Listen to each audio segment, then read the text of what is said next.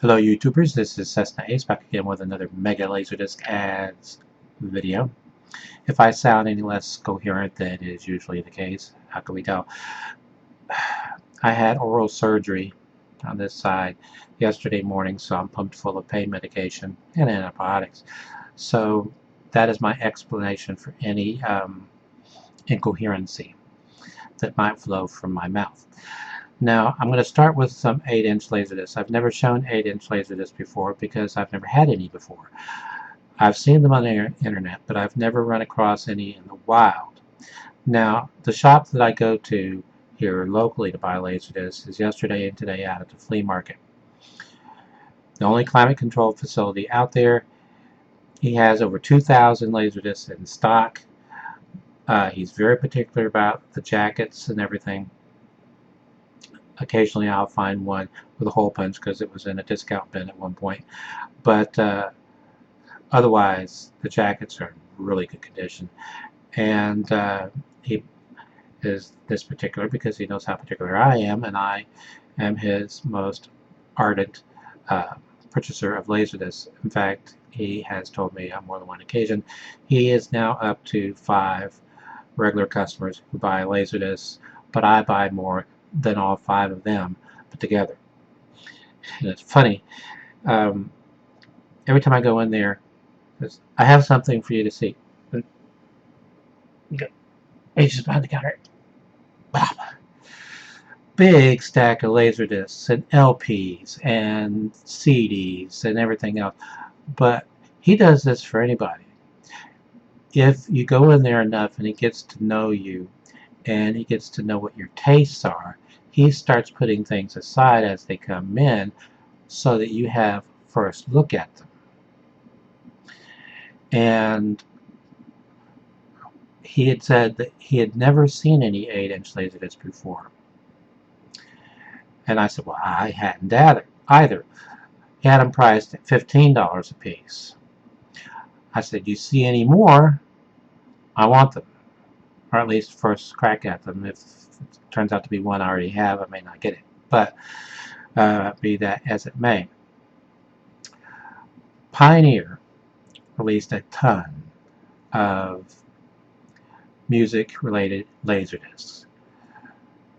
They had their Pioneer Artist series, which released video compilations as well as concerts. A lot of the concerts they released have never been re-released on DVD or Blu-ray.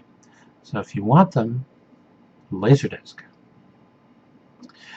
But they also released a ton of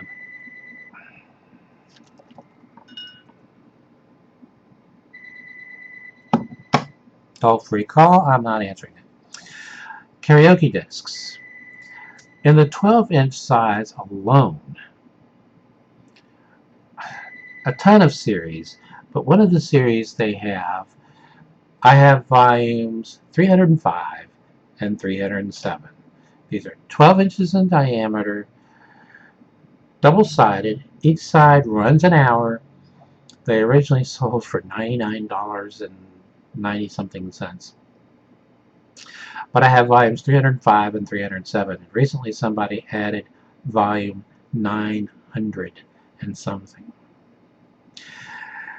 They also had a line of karaoke discs on 8-inch. I had never heard of the Standards series before. And in fact, when I went to add this to my collection at the LaserDisc database, it wasn't in the database, so I submitted it. This is volume 21. You'll notice down on the left-hand corner it says multiplex.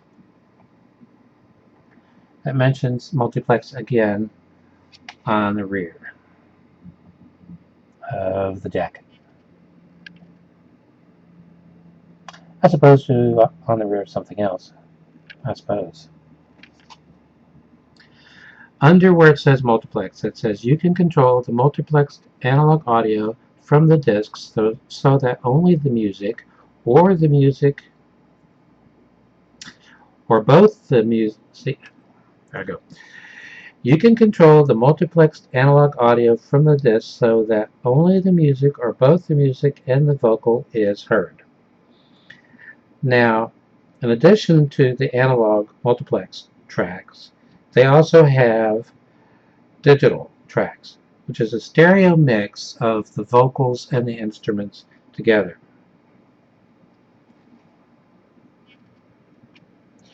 This is a single-sided release.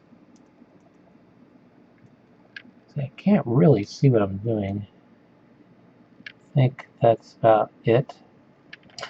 Okay, as was the case with all of their music releases that Pioneer came out with on LaserDisc, they gave each song its own chapter/track number. Chapter number 1 is Come Rain or Come Shine, made popular by Judy Garland.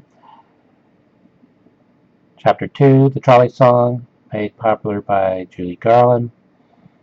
That was from one of her Technicolor musicals, although I don't recall which one. I just know it wasn't The Wizard of Oz.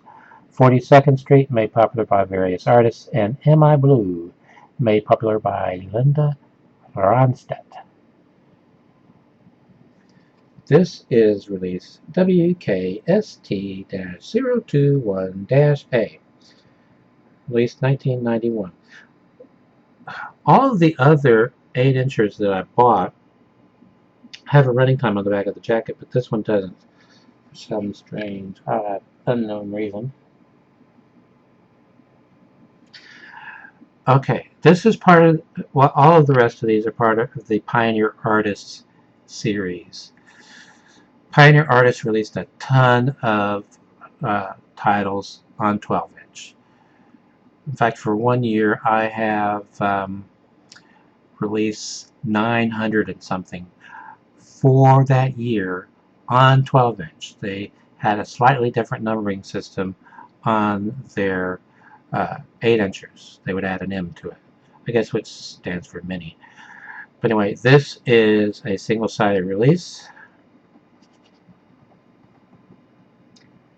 Sheena Easton, A Private Heaven. That's not a problem with the jacket, but rather that was the original artwork. I'm talking about that and that. I actually prefer the rear of the jacket.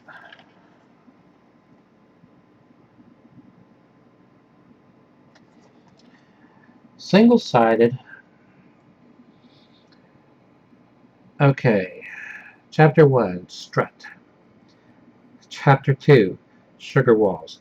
Whenever I see Sugar Walls, I think of one of the most disgusting sitcoms I've ever seen. A British sitcom. More disgusting, yes, even than Bottom, which I have Bottom on DVD, and I have the series I'm thinking about on DVD. The series is called Gimme, Gimme, Gimme. And the main reason I bought it was because it used a cover version of the ABBA song Gimme, Gimme, Gimme as part of the opening credits sequence, which was animated. How to explain Gimme, Gimme, Gimme? It's like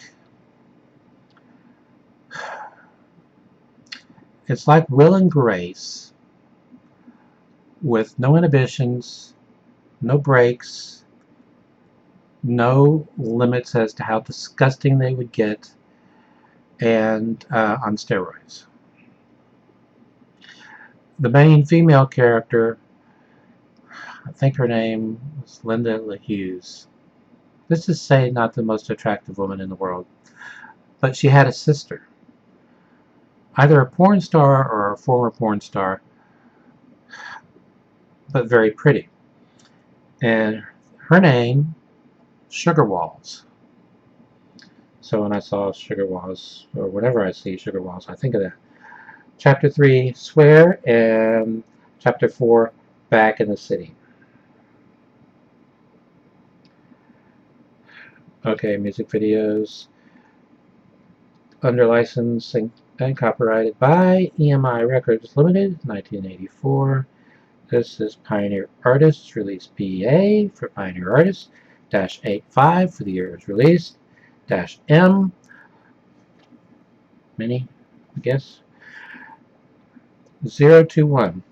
So the 21st release on 8-inch from Pioneer Artists that year, which was 85.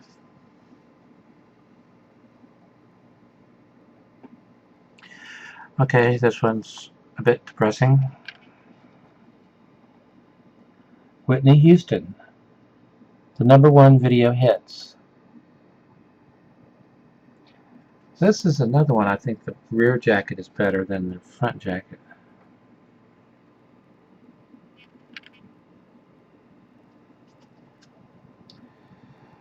Okay, Chapter 1, You Give Good Love. Chapter 2, Saving All My Love for You.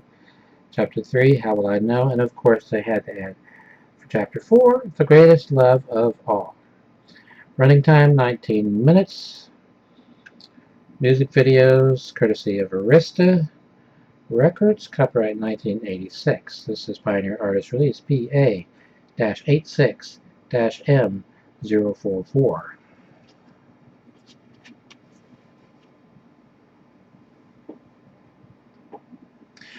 Okay, this particular release has a special place in my heart. This is the only rock group I've ever seen perform live in concert. I was in my 20s back then. They came to Jacksonville and I went and saw them. My ears rang for a week, but I'm still glad I went.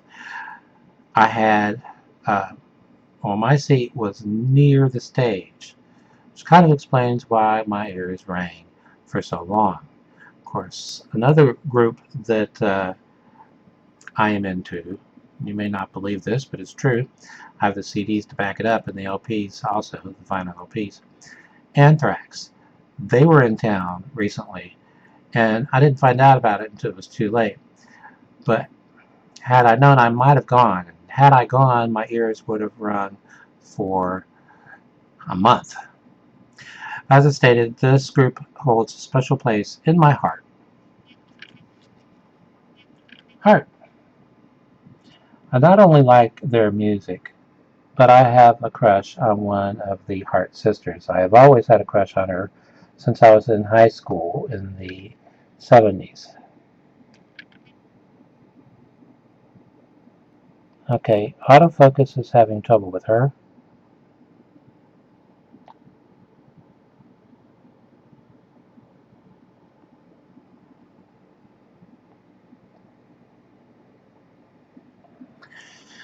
Anyway, Chapter 1, What About Love?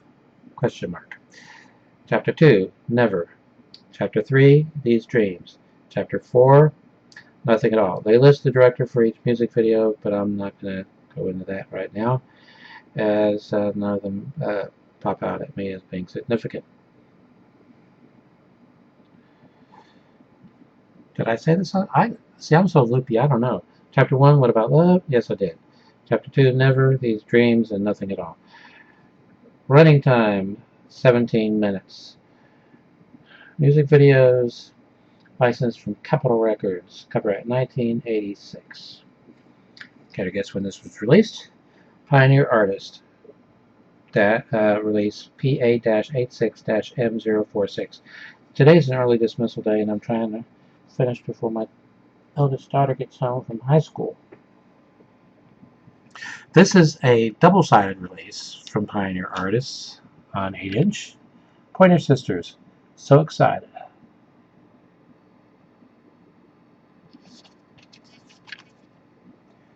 I have every song on here on CD. Side 1, Chapter 1. I'm so excited.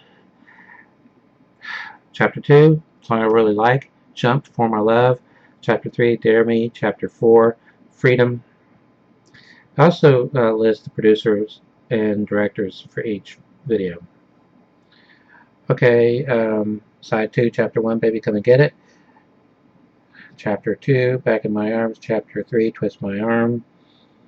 Music videos, licensed from and copyrighted by RCA Records, RCA Video Productions, rather, 1986.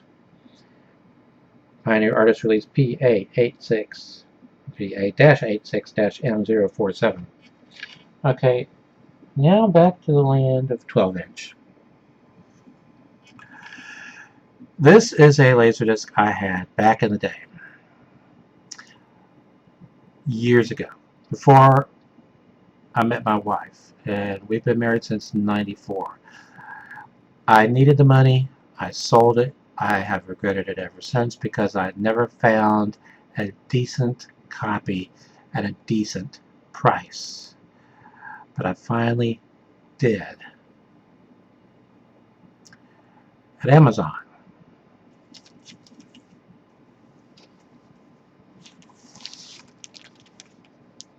This was originally released by Rhino Video on 2 different VHS volumes. What they've done with the LaserDisc Image Entertainment, they've taken Volume 1 and put it on Side 1, Volume 2 and put it on Side 2.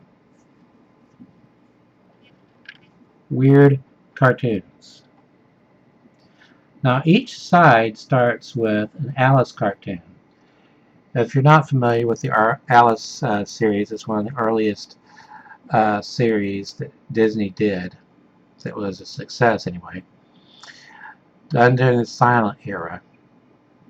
And it was kind of based on a series I believe the Fleischer Studio did, called Out of the Inkwell, where they took animated characters and put them in a live-action world. Disney flipped that. They took a live-action girl, Alice, and put her in an animated world. All the other characters were animated and so forth, and it was very popular. This, I have to tell you, this collection includes some of the most racist, disgusting animated shorts you've ever seen. For a number of years, there were 3 primary series that were vying for the most Academy Awards. There was a series done by Walter Lantz where he would take rhythm and blues type numbers and animate to them. There was the Tom and Jerry series, and there was the Silly Symphonies series by Disney. And it got down to Silly Symphonies and Tom and Jerry. But Tom and Jerry eventually won because they continued making Tom and Jerry's a lot longer than they made anything else. Although there are a lot of different eras of Tom and Jerry. You have the very first Tom and Jerry cartoon, which wasn't called a Tom and Jerry cartoon originally, made by the it was made by a different studio. I'm trying to think. Isidore something. My mind is not cooperating with me. But Eisling, he produced the first one. And Tom's name was Jasper. And Jerry didn't have a name. And there was a very racist caricature of a black woman, which fans of the series, she's never referred to this in the series, but fans of the series referred to her as Mammy Two Shoes. So you generally only saw her feet, but you heard her. And a lot of foreign countries run those prints, but not in the US. They were redubbed, originally by Ted Turner, and he hired actress June Foray, who did a lot of animated voices. She's probably best remembered for the voice of Rocky and Bullwinkle. But June Foray. But she's white, and that didn't go over well with the PC police. So they redubbed them again with an actress who is the right color. I don't know why they don't have a problem with Meg and Family Guy, because the woman who voices Meg is black. Meg's white. That shouldn't make any difference whatsoever. I don't get the point. I get the point as far as Mammy Two Shoes being racist and all that. But when they redubbed her voice with June Foray, they redid a lot of the animations to where they made her white. So what was the issue? That series runs in so many different configurations in different countries. Some countries run the original version. Some run the June Foray version. Some run the newest version that is currently politically correct. Who knows? That may change at some future date. But Tom and Jerry series also had, after the first one, which was so popular that theaters, which typically booked cartoons for 2 weeks, booked it for a year because of audience demand. And it won the Academy Award for Best Animated Short that year, which I think was 1939. Anyway, MGM immediately decided to start making their own animated shorts. They had been having trouble with Randolph Scott for, I don't know if I said Isidore originally, but Randolph Scott for some time. So what they did was said, okay, we're opening our own animation department. And William Hanna and Joseph Barbera, I know you've been doing a lot of other things up until now, but now you're just working on The Cat and the Mouse. And they did it for the entire, I think it was 17-year run when MGM shut down their animation division, and then they regretted it. But by then, animation was expensive, and they were shooting all of their cartoons by then in CinemaScope. So that drastically increased the expense because drastically increased the amount of animation they had to do. But anyway, when they brought back the series, they went behind the Iron Curtain. Those are awful. The Cartoon Network runs them, but they're awful. And you can tell them, A, because they're awful, and B, because unlike the ones made at MGM, they don't say made in Hollywood, USA. Now, they would repent and then go with Chuck Jones. And Chuck Jones and his animation company produced an entire run of them. And those went back to saying made in Hollywood, USA because they were. They were the ones made for television by Filmation. They were the ones made for television by the Hanna-Barbera studio. They were the ones made for television in Canada for the series Tom and Jerry Tales, which ironically was never syndicated in the US. It was just about everywhere else because Tom and Jerry is enormously popular, but it was not syndicated here. But it is available on DVD here, which is how I have it. But it uses the same format, tried and true Tom and Jerry format of each episode is comprised of several shorts, newly produced shorts. And periodically they would create a new short for theatrical release, and of course they have come out with a ton of movies, feature-length movies, both for theatrical release and for direct-to video. And some of them are pretty good, actually. I'm getting way off the subject here. But anyway, I mentioned the series that Walter Lantz did. He made cartoons for Universal. Scrub Me Mama with a Boogie Bee. Very racist. Hasher's Delirium is the main reason I bought this disc back. Little Black Sambo, well, you can kind of figure that one out.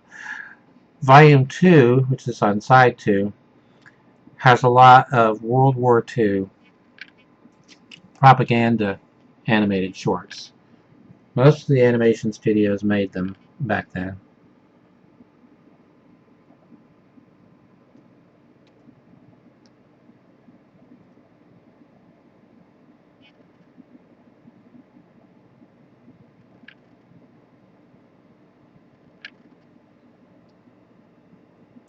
Runs 118 minutes. This is Image Entertainment release ID 6732RH, the RH for Rhino.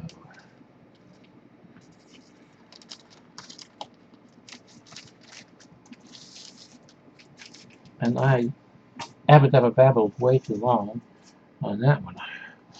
Okay, this is a foreign film. Image wasn't the only company releasing foreign films. So was Lumavision. So were other companies. This one is short. It only runs an hour, but I've read only good things about it on the internet. It's called Egg.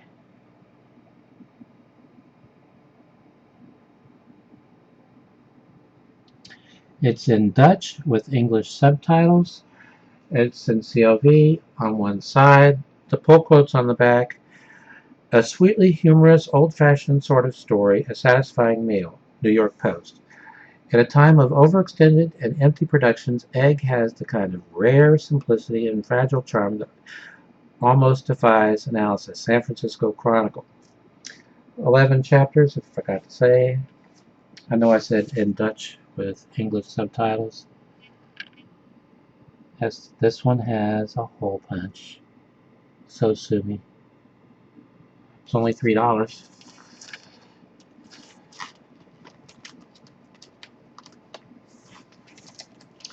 Okay. In addition to all of the cinema disc collection and silent films that I have picked up of late, I have over 400 I haven't shown you yet. I've also picked up a number of Criterion Collection releases. I already have this film on LaserDisc. It's a full-screen pan and scan job. This is not. This is in the original theatrical aspect ratio. It's entirely in CAV. It's in a beautiful gatefold jacket. For those of you who have already seen the film, one word: plastics. 4 sides. Most of side 4 is bonus material, including screen tests. Audio track 1, movie soundtrack. Audio track 2, audio essay by Howard Suber. And one of the things I like about the Criterion Collection, Voyager always put the printing information. First printing, 1987, catalog number CC1115L. They would also give it a release number. This is number 17 in the series. That way you could figure out if you had any holes in your collection. The earliest one I have in my collection is number 3.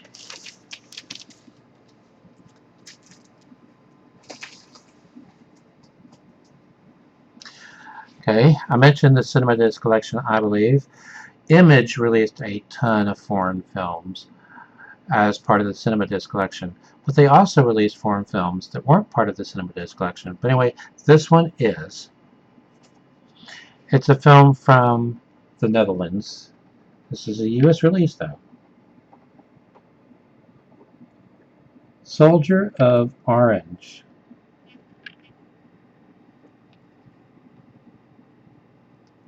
With Rutger Hauer. Directed by Paul Verhoeven. Dutch language version, subtitled in English.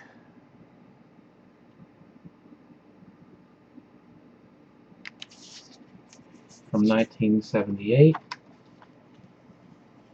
In a gatefold jacket, most of which is text.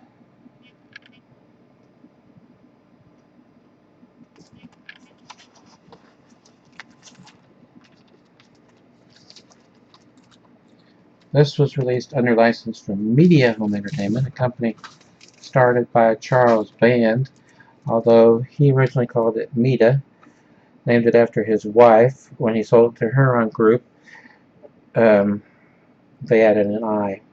Manufactured by 3M. This is Image Entertainment release. Sometimes I can't find it on the back. ID 5350ME for media.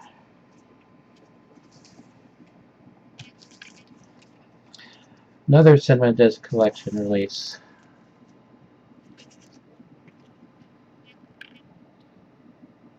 Jean-Luc Godard's, however you pronounce that. I don't want to butcher the French language.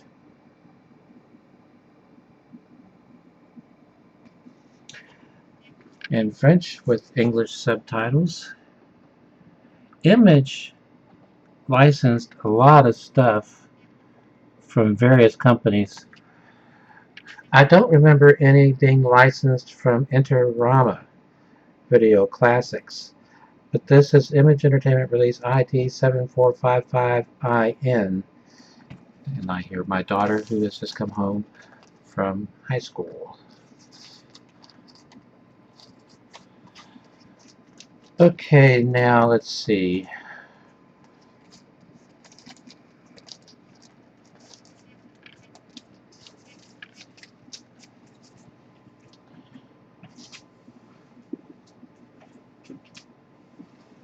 I wanted to get to these two because the LaserDisc database has this one as a possible candidate for laser rot.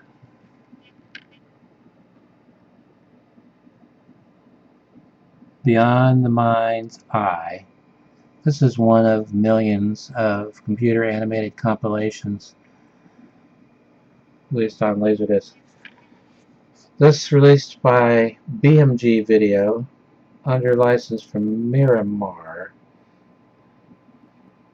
in Seattle, Washington. 13 chapter marks.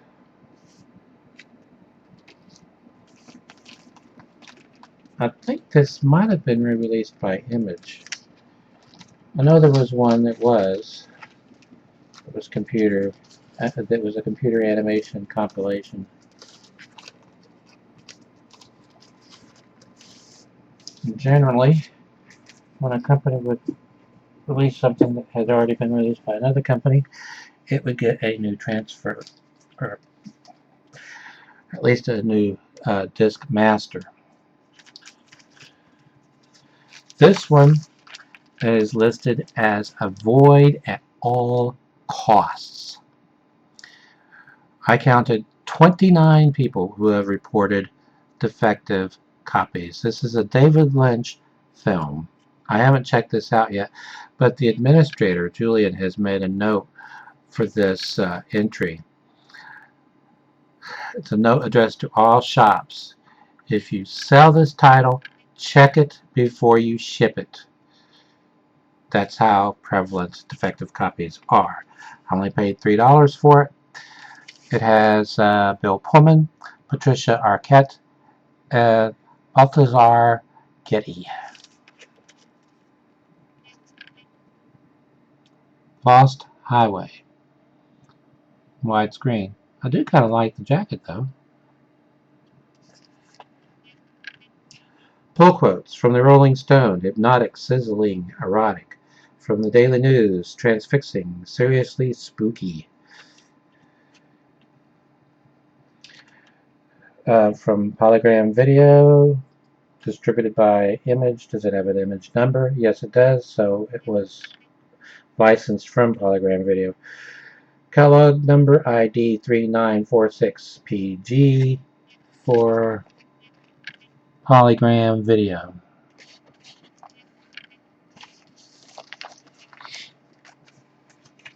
Aspect ratio 2.35 to 1.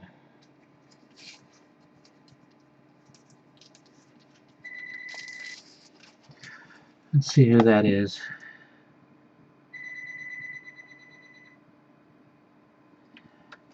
I don't know who that is. But they'll leave a message on the machine, I would assume. From the Cinema Disc Collection. Okay, this translates as The Things of Life. I know because they put the translation for the title in parentheses underneath the original title. The title looks French. And French with English subtitles. I really don't understand the people who won't watch foreign films. I don't understand the people who won't watch black and white films. I don't understand the people who won't watch silent films. You're missing out on a lot of good films.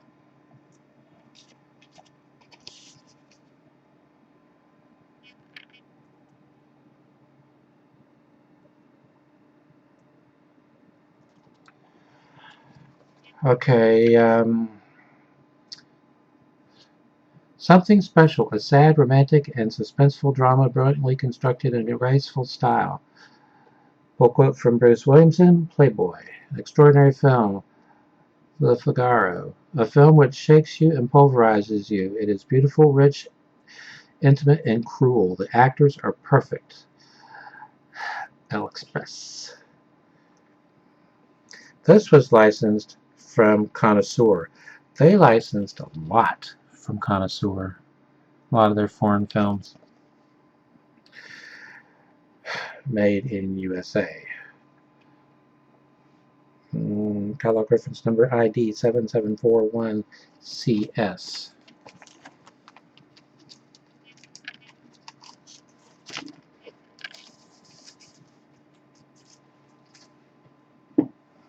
I'm going to have to wrap it up soon. David Cronenberg film, Dead Ringers, from Image, under license from Media.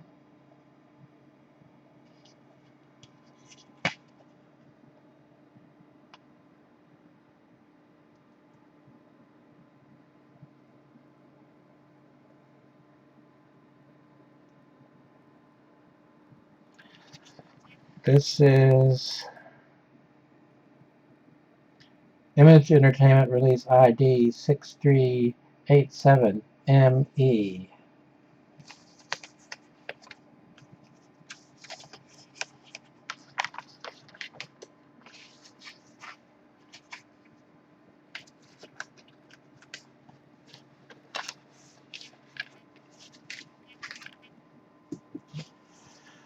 Okay.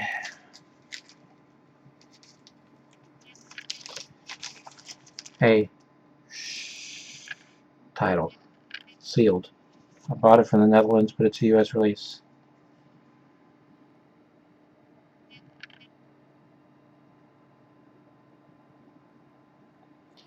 This is Shadow Dancers 2.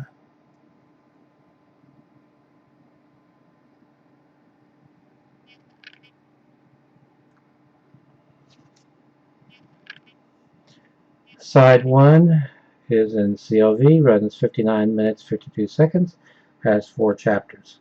Side 2 in CLV has a running time of 55 minutes 37 seconds and 3 chapters. Okay. Don't know. Chapter 4, Side 1 has the title Coming to Blows. Side 2, Chapter 7, A Clean Bust. Rated X, not for sale to minors. This is from Image Entertainment's label, LaserDisc Entertainment.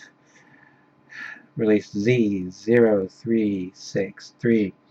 I also had labels Creative Image, and there was Apex, and there was another one, I don't remember.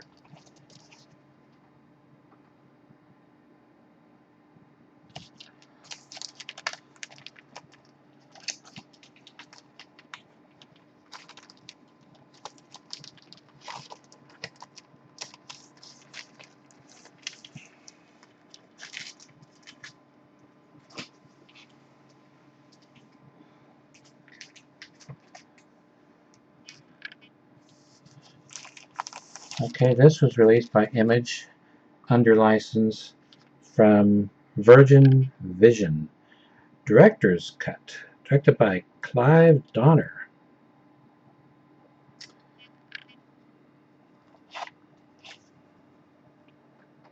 Stealing Heaven.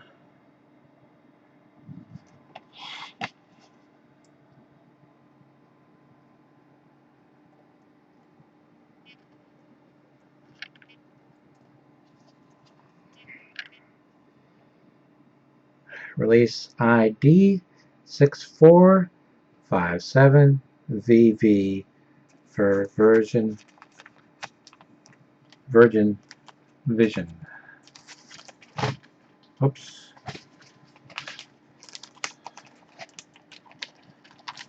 I have to wrap it up in the next 5 minutes.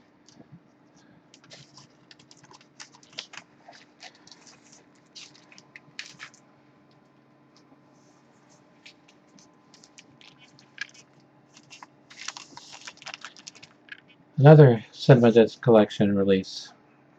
The Eyes Without a Face. This is from Interama, or licensed from Interama. So Interama probably released it on VHS and Image released it on LaserDisc. In French with English subtitles. Black and white, 1959.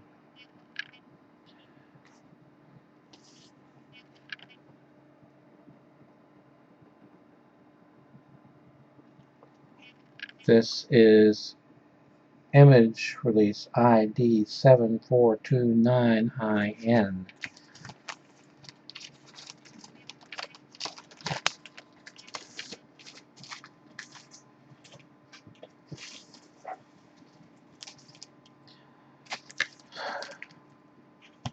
Okay.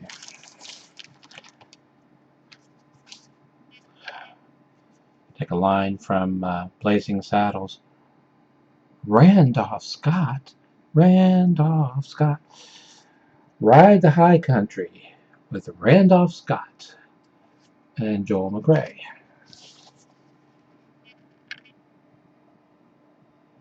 Letterboxd. Marriott Hartley is also in it. Directed by Sam Peckinpah. Filmed in CinemaScope. Doesn't say what the aspect ratio is, however. This is MGM UA release ML102223.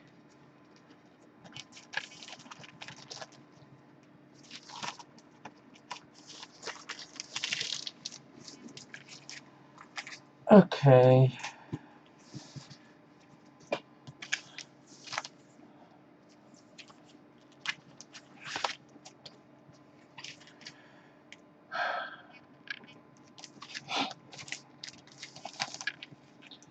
These are US releases,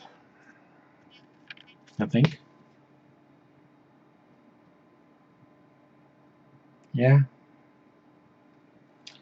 Star Trek The Next Generation, episodes 63 and 64. Yesterday's Enterprise, which is a really good episode. And The Offspring.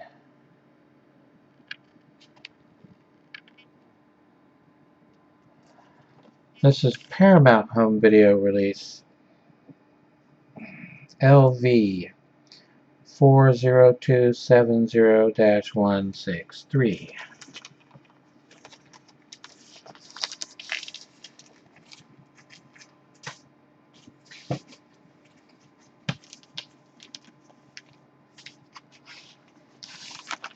Okay, another US release for Star Trek The Next Generation, episodes 73 and 74.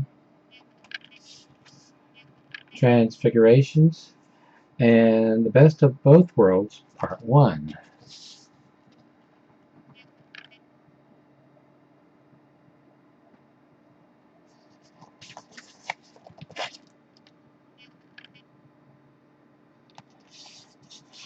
Paramount Home Video release LV 40270-173.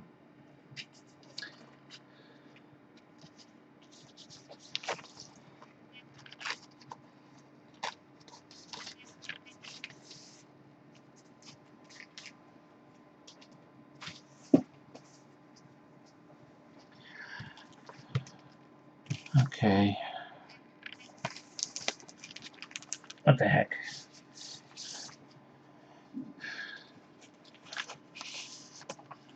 Something X-File 2708 would appreciate if he were still doing videos on YouTube. X-Files. The X-Files.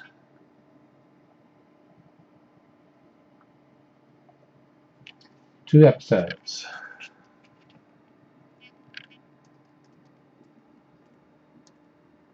Abstention and One Breath. These are episodes 6 from season 2 and 8 from season 2. I wonder why they skipped episode 7.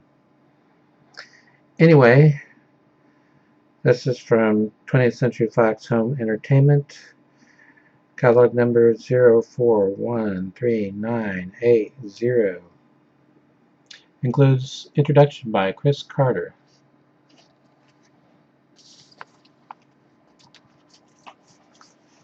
Maybe he'll say why they skipped over an episode. Maybe it was part 1 of a 2-parter and they didn't want to. They wanted to put both parts on the same disc. I don't know. But I consider that to be a reasonable hypothesis.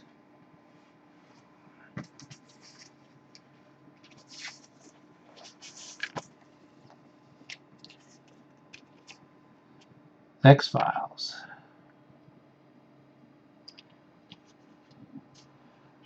This contains episode 20 of season 2 and episode 25 of season 2. Humbug and Anazazai. I guess that's how you say that.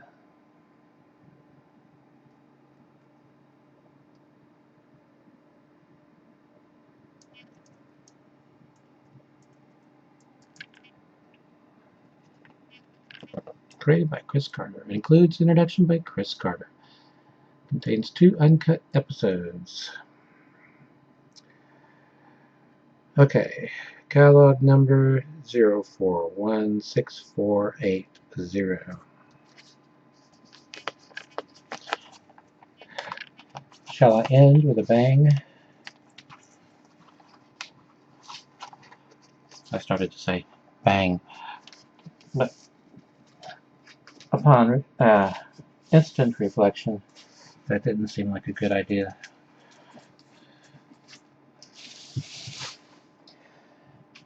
This was sitting there yesterday and today.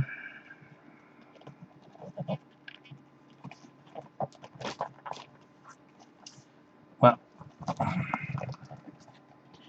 and out of curiosity, I held it up and I said, Bill, how much is this? It's a boxed set of box sets.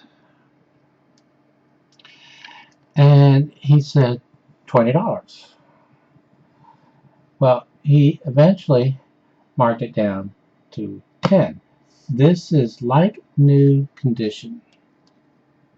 All of the boxes are. I'm not going to pull them all out to show you, but just to give you a flavor.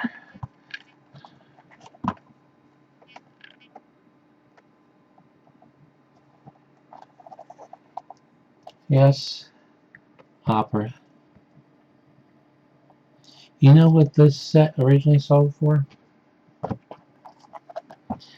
Back in the day, as they say. I looked it up at the LaserDisc database, so I know. I put that one in upside down.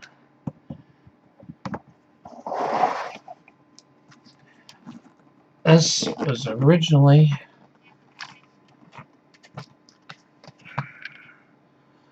just over $307. Bang. Stay awesome. Bang.